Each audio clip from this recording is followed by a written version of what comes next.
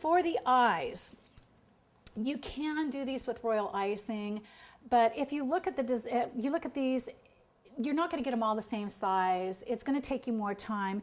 It's just easier to buy the little prepared eyes, and those are right here. Here we go.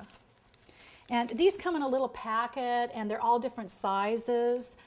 They're just so much easier. I mean, this one was like less than $1.25 for a whole set of eyeballs.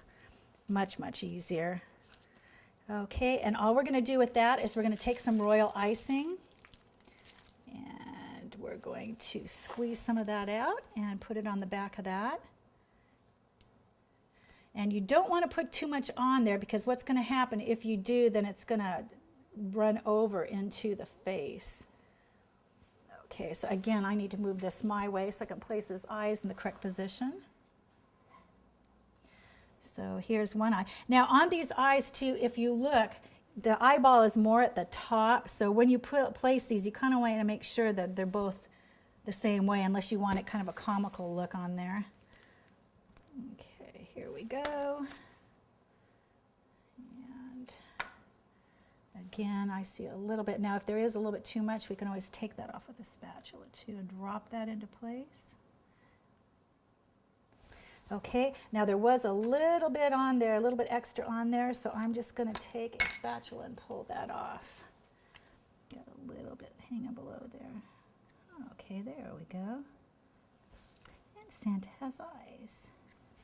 Okay, now he needs a little nose, so we're going to again take a little bit of the red fondant and just a teeny tiny bit of that. Roll it up. Now on this one, I will actually paint the water onto the placement where I want his nose, because of the fact that it's just too hard. And what I do is I kind of elongate that a little bit so it looks like kind of a little jelly bean shape. And I see some cracks in this, so I'm going to roll that out again. Okay, and then we're going to just place that right there. There we go. Okay, Santa has a nose. All right, next thing is we need to put, if you look on him, he has some little character lines on the side of his eyes. And again, these are the things that kind of make the difference between it being okay and it popping a little bit more. And let's get some of this out of the way here. And what I've done is I've just taken some black gel and I put it in one of the little caps and added some water to that. And the best thing to do is we're going to go ahead and pull that out. I might mix this with some more water. And with the paintbrushes, the best thing to do is you want to roll that out so the paintbrush actually comes to a point again.